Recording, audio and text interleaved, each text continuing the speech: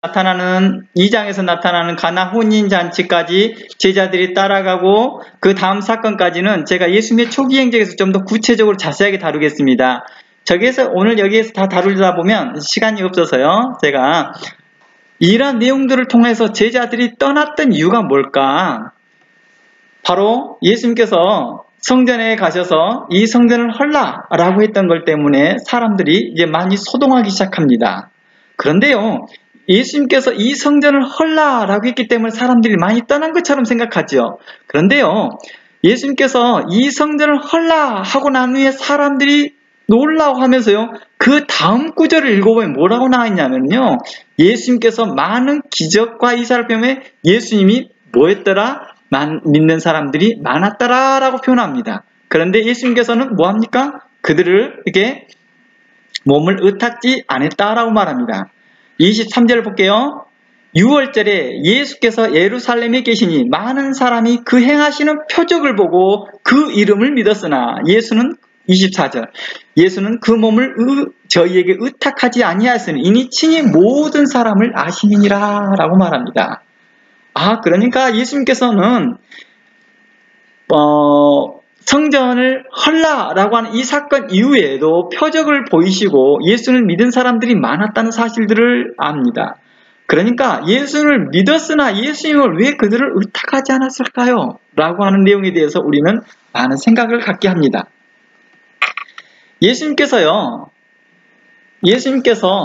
초기에를 보면은요, 예수님께서 그의 가족들에게도 배척을 당합니다.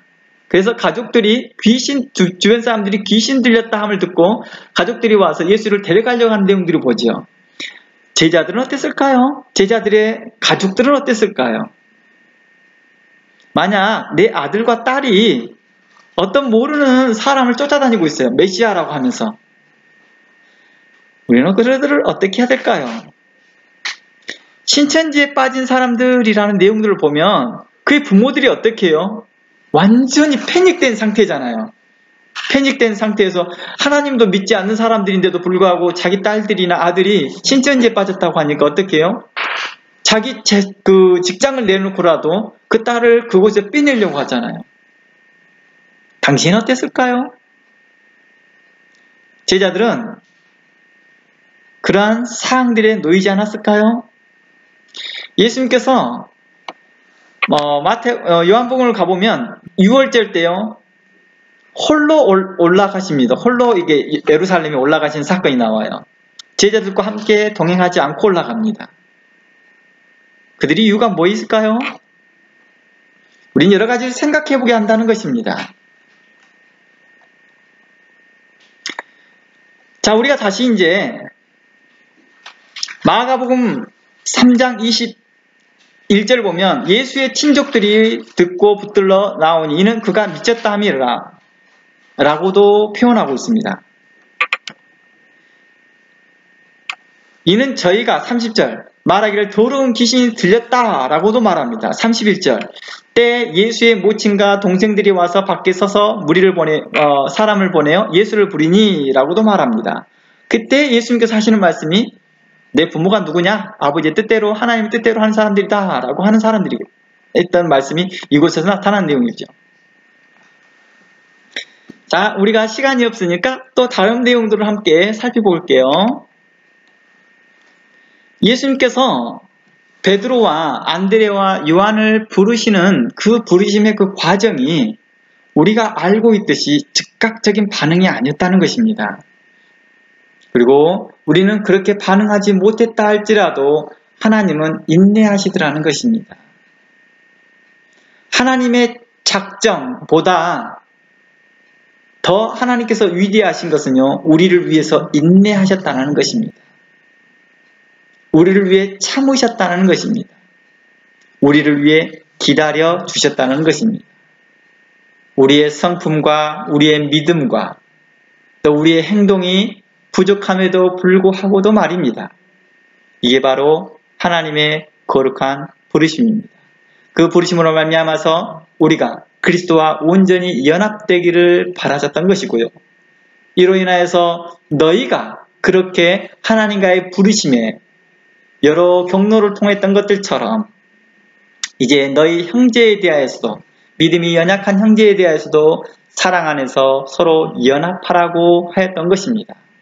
서로 비판하지 말고 비방하지 말고, 나는 베드로에게라, 나는 요한에게라, 나는 이걸 다 먹을 만한 믿음이 있어, 넌 너 그거 못 먹네 라고 비판하지 말고, 서로 그 부르심에 합당히 행하여서 우리는 겸손히 서로 연합되고 하나 되는 그 부르심에 우리는 최선을 다하여 달려가야 할 것입니다.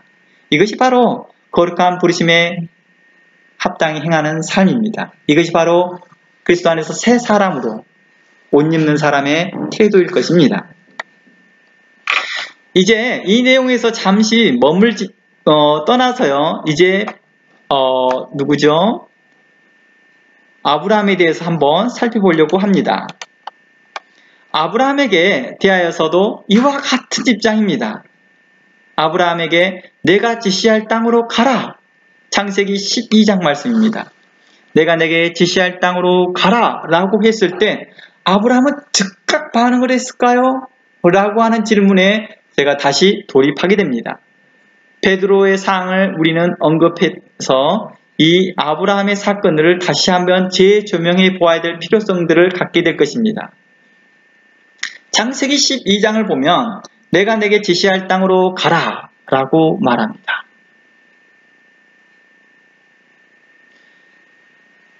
많은 목회자들이요, 그럽니다. 제가 어디로 가야 됩니까? 어느 곳이 진짜 사역지를 찾고 기도합니다. 많은 선교사들이 제게 와서 그런 것들을 이야기하기도 합니다. 하나님의 뜻을 알고 싶습니다. 하나님의 부르심을 알고 싶습니다. 저희가 어디로 가야 될지 모르겠습니다. 아까 좀 전에 말을 했던 그 모슬렘권으로 가야 된다고 부르심의 확신을 가졌던 그 분에게도 제가 수없이 말했습니다. 그건 당신의 과장된 하나님의 부르심의 설명입니다. 그건 하나님의 부르심이 아니라 당신의 욕심입니다. 당신의 욕심이 당신을 그렇게 만들어가고 있습니다. 라고 말했습니다. 부르심은 대해서 창세기를 통하여서 우리가 다시 한번 살펴보려고 합니다. 창세기 12장 1절 말씀에 여호와께서 아브라함에게 이르시되 너는 너의 본토 친척 아비 집을 떠나 내가 내게 지시할 땅으로 가라. 내가 너로 큰 민족을 이루고 내게 복을 주어 내 이름을 창대케 하리니 너는 복의 근원이 될지라. 너를 축복하는 자에게는 내가 복을 내리고 너를 저주하는 자에게는 내가 저주하리니 땅의 모든 족속이 너를 인하여 복을 얻을 것이니라 한지라. 이에 아브라함이 여호와의 말씀을 쫓아갔고 롯도 그와 함께 갔으며 아브라함이 하란을 떠날 때 그 나이 75세였다라고 말합니다. 우리는 이 본문을 통하여서 설명되어질 것들이 아브라함은 하나님부터 본토와 아비 친척집을 떠나 내게 지시할 땅으로 가라는 명령을 받을 때 아브라함의 나이는 몇 살이었을까요? 우리는 쉽게 말해서 75세 이렇게 말을 합니다. 왜냐고요? 아까 좀 전에 창세기 12장에 아브라함이 하란을 떠날 때 그 나이 75세였더라 라고 나와있기 때문입니다. 그런데요, 이 본문에서 창세기 12장 4절 말씀에 이에 아브라함이 여호와의 말씀을 쫓아갔고 롯도 그와 함께 갔으며 아브라함이 하란을 떠날 때라고 말합니다. 장소가 좀 이상하게 나타났죠? 장소가 우리가 알고 있기를 아브라함은 갈대아 우르에서 살고 있었다라고 생각했는데 왜 떠난 곳은 하란이라고 나와 있을까요? 그러니까 이제 장소도 시간도 다름을 우리는 알 수 있습니다. 사도행전 7장 말씀 가봅니다. 사도행전 7장 2절 말씀입니다. 스데반이 가로되 여러분 부영들이여 들으소서. 우리 조상 아브라함이 하란에 있기 전 메소포타미아에 있을 때에 영광의 하나님이 그에게 보여라고 말합니다. 자, 여기서 봅시다. 우리 조상 아브라함이 하란에 있기 전이라고 말하잖아요. 그러니까 불멸고 하란에서도 불멸고 하나님께서 내 본토 친척집을 떠나라 라는 75세 때 됐을 때 부르심이 있기 전에 메소포타미아에서 하나님의 영광의 하나님이 그에게 나타나셨다는 것입니다. 그러면서 3절 내 고향과 친척을 떠나 내가 내게 보일 땅으로 가라 합니다. 아브라함이 갈대아 사람의 땅을 떠나 하란에 거하다가 그 아비가 죽음에 하나님이 그를 거기서 너희 시방 거하는 이 땅으로 옮겼다라고 말합니다. 그러니까 4절 말씀의 내용을 창세기 12장은 설명하고 있는 것이죠. 그렇죠? 데라가 죽으니까 창세기 11장을 보면 그 데라가 죽은 내용이 나와요. 여호와께서 아브라함에게 이르시되 너의 본토 친척 아비 집을 떠나 내게 지시할 땅으로 가라 라고 말합니다. 그쵸? 그런데 사도행전 7장을 가보세요. 7장 3절을 가보세요. 내 고향과 친척을 떠나라고 나와있죠. 왜 아비 집을 떠나라는 말을 쓰지 않았을까요? 사도행전 7장에서는 메소포타미아 즉 갈대아 우르에서 아버지와 함께 하란으로 떠났기 때문이죠. 그러니까 아버지라는 말이 빠져있는 거죠. 고향과 친척을 떠나라고 나와 있는 것이죠. 그리고 함께 아버지 데라와 함께 다 그 가족이 하란으로 옮겼습니다. 하란으로 옮기고 난 후에 다시 창세기 12장으로 옮겨서 데라가 죽고 나니까 아비의 집을 떠나라 라고 나와 있던 거겠죠. 그러면 아브라함은 그 지시할 땅이 가나안 땅이라고 우리가 알고 있는 그 가나안 땅으로 갈 때에 왜 곧바로 가나안 땅으로 가지 않고 하란에 머물렀을까요? 그리고 그는 얼마 동안인지는 모르지만 그는 하란에 머물고 있으면서다가 아버지가 죽을 동안 죽고 난 후에 또다시 두 번째 콜링을 받고 지시할 땅으로 가라고 했을까요?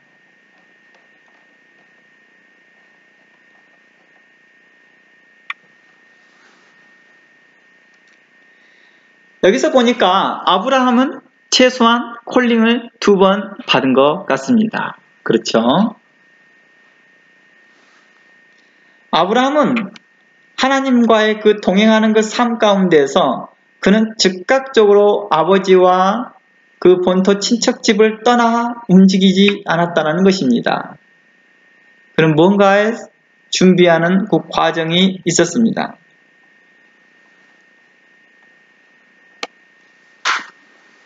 어떻게 아브라함은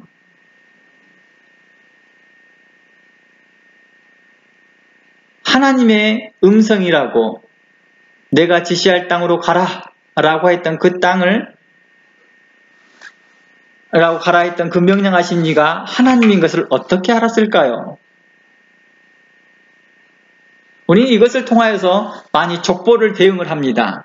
족보, 그쵸? 족보를 통해서 보니까 아브라함이 누구를 통해서?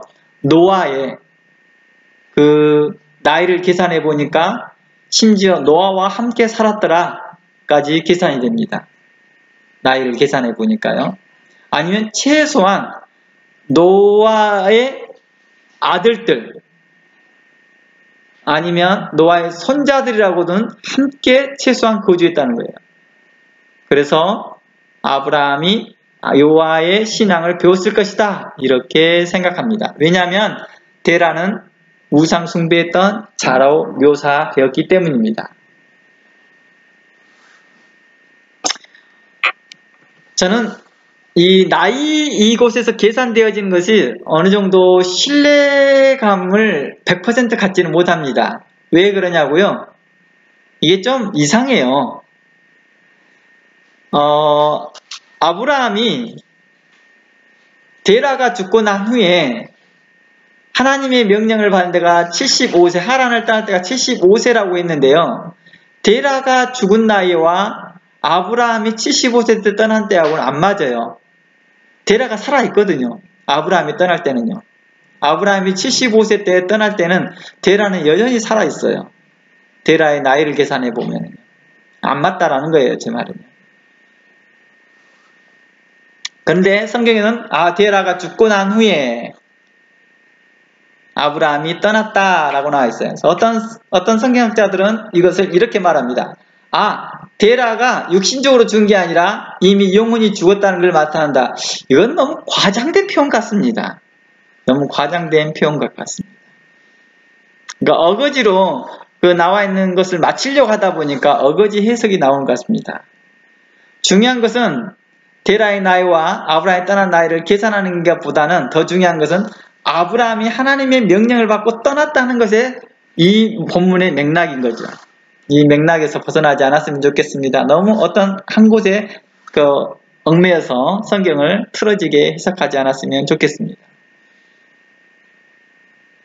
이 본문에서 어떻게 나갑니까? 바로 아브라함은 이제 떠납니다. 하나님께서 그 약속했던 그 땅이 우리는 바로 가나안 땅이라고도 합니다.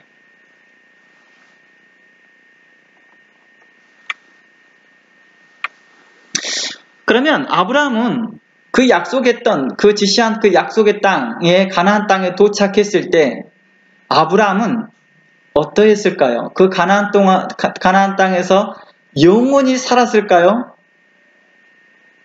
그러지 않았다는 것입니다. 이제 성경을 찾아보진 않습니다. 아브라함은 가나안 땅에 도착하여 얼마 안 있어서 그곳에 무엇이 듭니까? 흉년이 들고 가뭄이 듭니다. 그래서 그는 그 가나안 땅을 떠납니다. 왜? 하나님의 약속했던 그 땅인데, 지시하는 그 땅인데도 불구하고도 떠났을까요? 우리는 주술적인 믿음을 갖고 그런 주술적인 신앙을 가진 사람들이 자주 그래요. 우리가 믿음이 없는 사람들이 하나님과 함께하는 그 동행하는 삶이 무엇인지를 알지 못한 사람들은 주술적이에요. 미신적이에요. 그래서 자신이 하나님께서 했던 곳에 머물지 않아서 내가 입양을 걸렸다는 둥, 이런 사고를 당했다는 둥, 저런 사고를 당했다는 둥, 그런 말을 해요. 너무 과장되게 성경을 바라보면서 자신의 주술적이고 토속적인 신앙을 성경에 대입하다 보니 그런 말들이 나오게 되는 것입니다. 아브라함의 여정을 바라보면 어땠습니까? 아브라함은 애굽 땅에 가서도 거짓을 고하고 그 아내를 자기의 누이라 속이기도 합니다. 이때 또다시 하나님은 아브라함에게 나타나셔서 부르십니다. 하나님께서는 아브라함을 단 2번만 불렀고 1번만 불렀나요? 그러지 않았습니다. 이제 다시 내용을 점점 살펴보려고 합니다.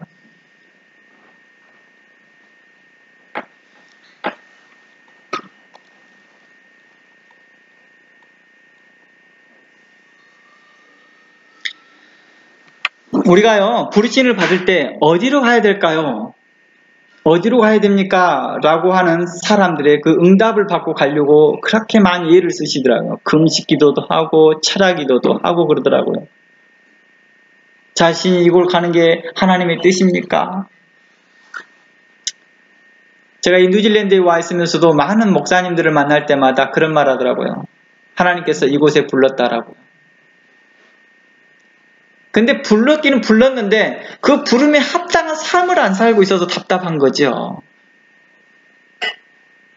하나님께서 자기를 이 땅에 불렀다는 게 굉장히 프라우드해요. 그런데 합당한 삶을 살지는 않습니다. 최소한 에베소서의 신학을 관점에서 본다면 에베소서의 신학의 관점도 살아가보지도 못합니다.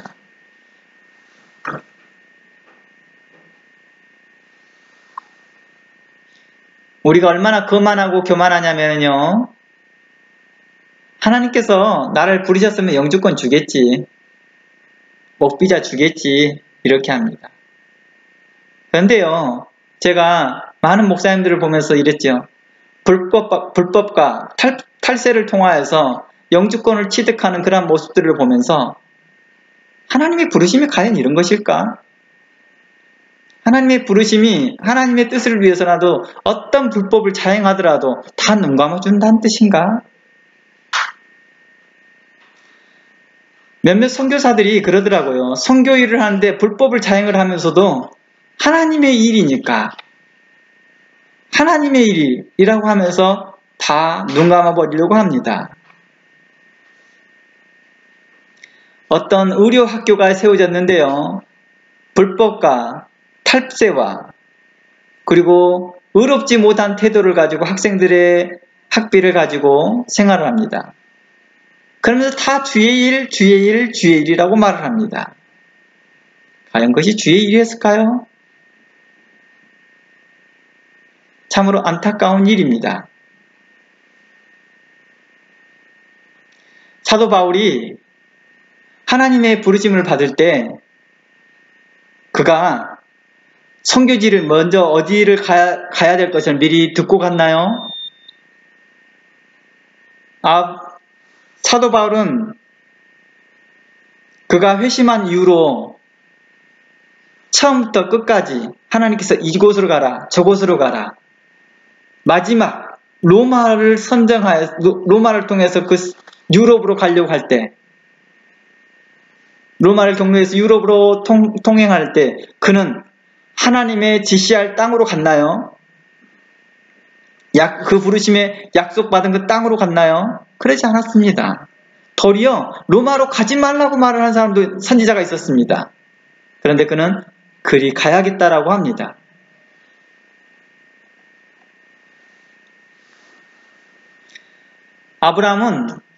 죄송합니다. 사도 바울은 매번의 전도여행마다 그는 하나님께 기도하고 지시할 땅을 받고 간 게 아니라 그 하나님의 복음의 이방인을 향한 그 마음의 열정이 뜨거운 복음에 대한 열정이 그로 그 발을 그렇게 옮겨가게 했더라는 것입니다.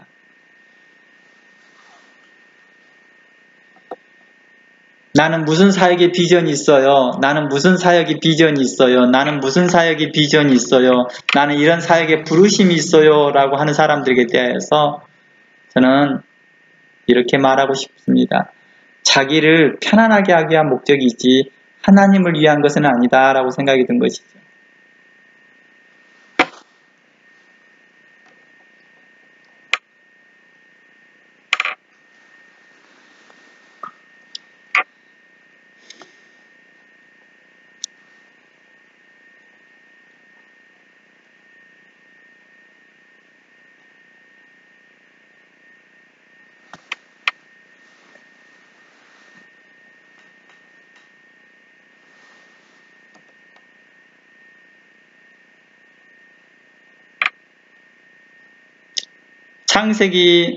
출애굽기 23장을 가볼까요?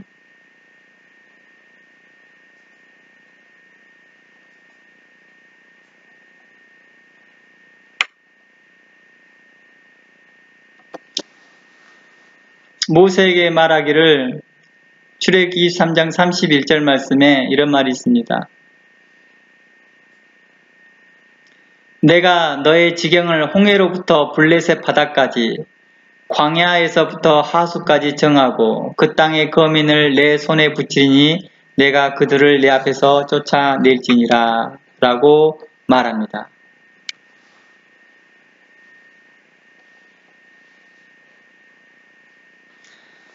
하나님께서 우리에게 약속의 땅으로 주신 땅이 얼마나 크느냐 라는 것을 설명해 주고 있는 것 같습니다.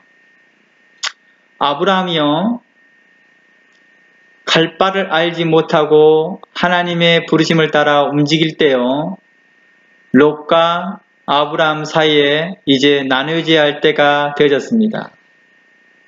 롯의 잘못도 아니고 아브라함의 잘못도 아니었습니다. 단지 상황이 그렇게 되어진 것입니다. 우물은 제한되어 있고 자신들의 목자들은 그 양떼들을 물을 먹이려고 하다 보니 서로 다툼이 많았습니다. 이 다툼을 서로 피할 수 있는 방법은 서로 나뉘어서 독립하는 것이 최선의 방법이었습니다. 그래서 아브라함은 롯에게 이렇게 제안합니다. 우리가 따로 독립하며 살자 라고 말하면서 롯에게 말합니다. 롯아, 너가 먼저 선정해라. 라고 말합니다. 롯은 한 땅을 지명하여서 그 땅으로 갑니다. 우리가 잘 알고 있는 소돔과 고모라입니다. 그리고 아브라함에게 뭐라고 말합니까? 눈을 들어 동서남북을 보라고 말합니다. 그러면서 이렇게 말합니다. 네가 보는 땅을 내가 너에게 주겠다라고 말합니다. 부르심에 있어서 초점은 우리가 어느 데를 가야 됩니까가 아니라 하나님께서는 하나님과 거룩히 동행하는 아브라함에게 이렇게 말합니다. 동서남북을 보라. 너희가 보는 모든 땅을 내가 네게 주겠다라고 하였다는 것입니다. 동쪽으로 가야 하나님의 뜻입니까? 남쪽으로 가야 하나님의 뜻입니까? 서쪽으로 가야 됩니까? 북쪽으로 가야 됩니까? 남쪽으로 가야 됩니까? 이런 뜻이 아니었다는 것입니다. 그냥 동서남북이 곧 너의 땅이다 라고 말하는 것입니다. 우리가 자주 우리의 사역의 부르심에 따라서 이 사역을 해야 됩니까? 저 사역을 해야 됩니까? 이렇게 해야 됩니까? 저기를 가야 됩니까? 라고 고민할 때 성경은 이렇게 합니다. 너는 하나님과 거룩히 동행하라. 하나님과 거룩히 연합하여 있으라. 그러면 너가 바라보는 그 땅, 동서남북이 너의 땅일 것이다. 너가 기경해야 할 땅이라는 것이죠. 아까 처음에 말씀드렸던 것처럼 어떤 선교사가 필리핀에 있다가 이곳에 저희가 하나님의 부르심입니다 라고 하면서 여기저기에 사람들에게 자랑하고 그곳에서 열심히 사역을 하다가 갑작스럽게 뉴질랜드 오시더니 이제 보니까 필리핀은 하나의 뉴질랜드를 오기 위한 하나의 경로였나 봅니다. 하나님의 진짜 부르심은 뉴질랜드였습니다. 제발 그런 말들을 하지 않았으면 좋겠습니다. 우리의 눈이 멀고 우리의 탐욕으로서 우리의 눈이 거칠어지고 멀어지지 않기를 바란다는 것입니다. 많은 사람들이 또한 롯에 대해서 절하평가하기를 이렇게 말합니다. 롯은 세상적인 정욕적인 눈으로 소돔과 고모라를 골랐다라고 말합니다. 그러나 성경은 그렇게 말하지 않고 있습니다. 우리가 그렇게 해석할 뿐이지 성경은 롯이 그렇게 선택했다라고 말하지 않다는 것입니다.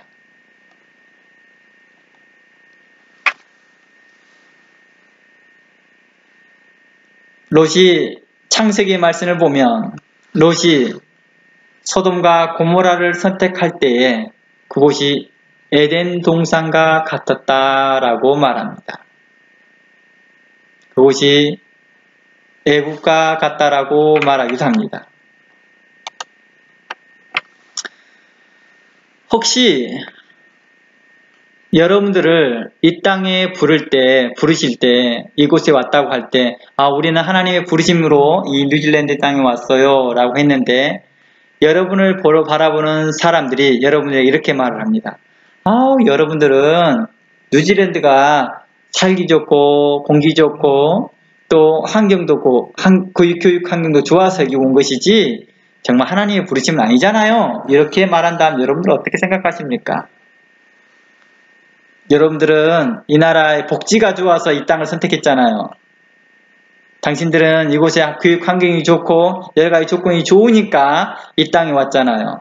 이렇게 말한다면 여러분들은 어떻게 생각하십니까? 여러분들은 그런 말을 들으면 마음에 상심을 하겠죠. 당연히요. 그럼에도 불구하고도 우리는 롯에 대해서는 그렇게 말합니다. 막 함부로. 롯은 정욕적인 눈으로 소돔과 고모라를 선택했어. 자주 그런 말들을 많이 하지요. 그럼에도 불구하고도 우리는 우리 자신들의 부르심은 항상 하나님에게 거룩한 부르심이라고 믿고 그렇게 생각하고 있습니다. 그리고 다른 사람의 부르심에 대해서는 절하평가하고 있더라는 것입니다. 그런데 성경은 롯에 대해서 그렇게 평가하지 않고 있거든요. 다 함께 베드로 후서의 말씀 가보겠습니다.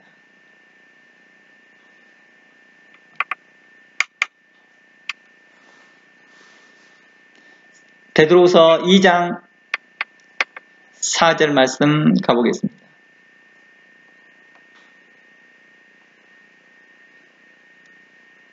(1절부터) 볼게요. 베드로후서 2장 1절입니다. 베드로후서 2장 1절 말씀 이거 보고 오늘 내용 마치려고 합니다.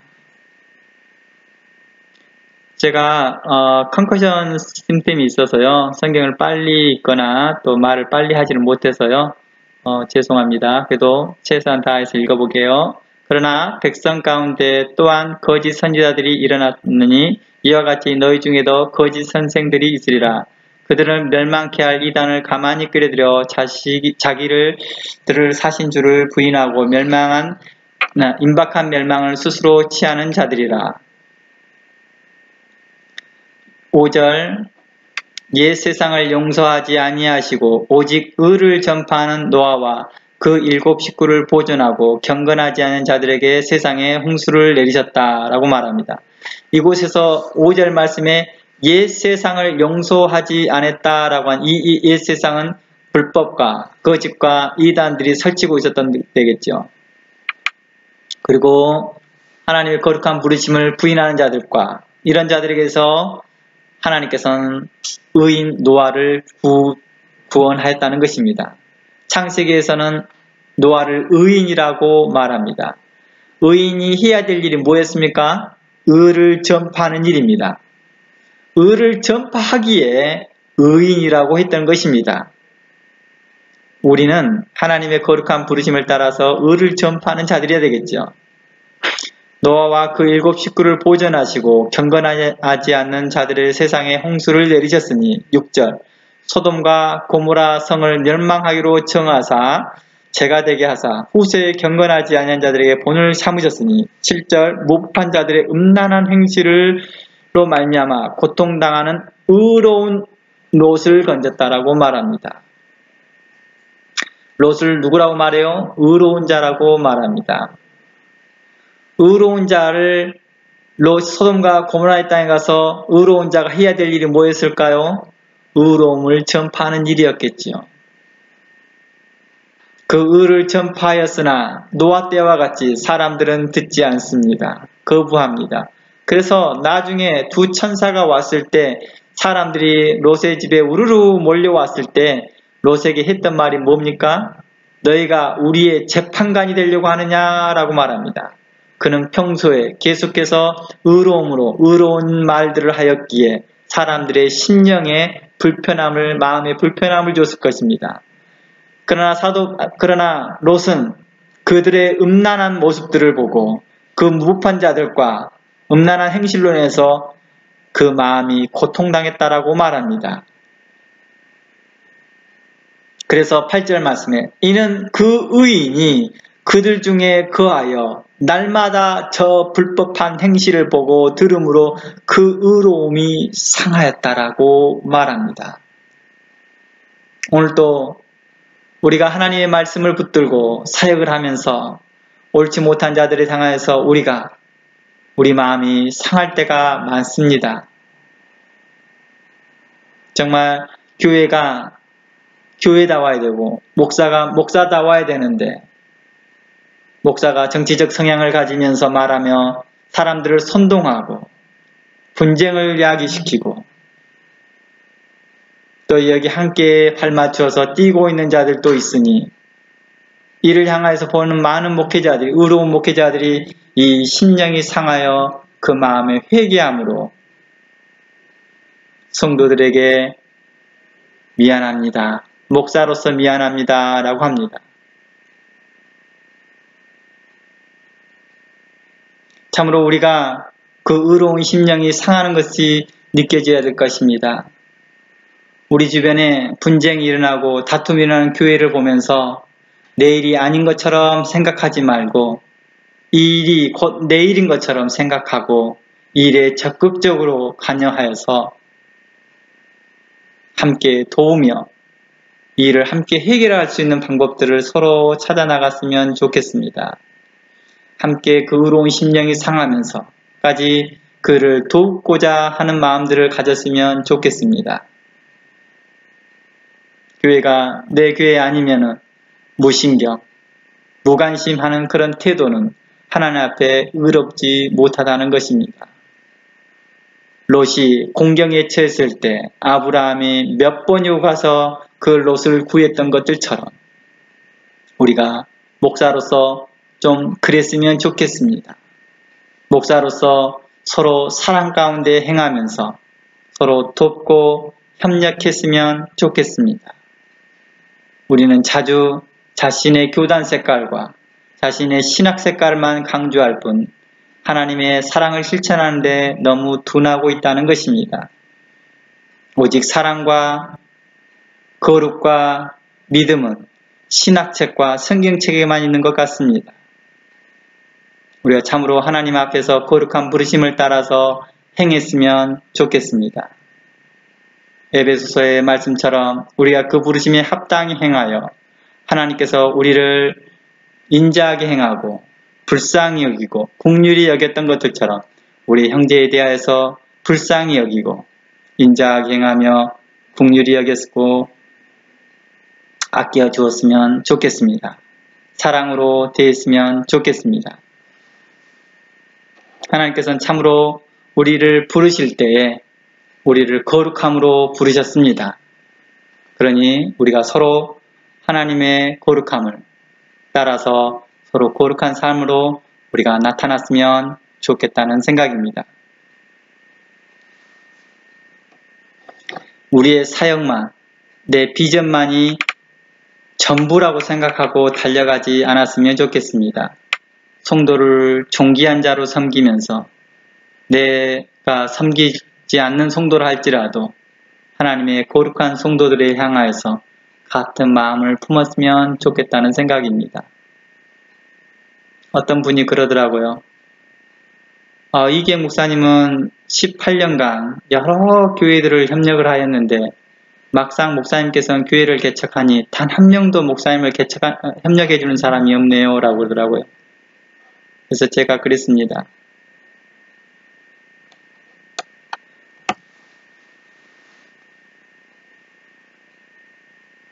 제가 이곳에서 해야 될 말이 무엇일까요? 참으로 놀랍습니다. 자신의 목회에서 자신의 도움이 되어지면 삼키고 전혀 도움이 되지 않는다 싶으면은 내뱉는 그런 고사성어가 있는 것들처럼 우리의 생활이 그러지 않았으면 좋겠습니다. 하나님 앞에 좀 신실했으면 좋겠습니다. 의로웠으면 좋겠다는 생각을 갖습니다. 오늘 여기까지 해서요. 부르심에 대해서 나누었습니다. 다 나누지 못하고요. 일반적으로 라우스를 하면 4시간 동안 나눠야 될 내용을 2시간에 짧게 나누다 보니 다 나누지 못한 거 미안합니다. 그리고 다음 기회를 통하여서 대면했다면 좀 더 자세하게 나누는 시간과 과정을 가졌으면 좋겠습니다. 오늘 여기까지 나누겠습니다. 기도하고 마치겠습니다. 기도합니다. 하나님 고맙습니다. 우리를 부르시되 우리 행위로 부르지 아니하시고 하나님의 거룩한 은혜와 하나님의 사랑으로 우리를 부르시사 우리에 대해 인내하시고 우리를 향하여서 참아주시고 우리에 대해 그 크신 사랑으로 덧입혀 주심을 감사합니다. 이 은혜를 받은 우리가 또한 성도들에게 대하여서 우리 형제들에게 대하여서 우리 이웃에 대하여서 똑같이 실천하고 실행할 수 있도록 우리에게 힘과 용기와 믿음을 더하여 주시옵소서. 또한 우리에게 맡겨진 양무리들을 신실함과 의로움으로 잘 양육할 수 있도록 또한 우리에게 하나님의 거룩함으로 덧입혀 주시옵소서. 또한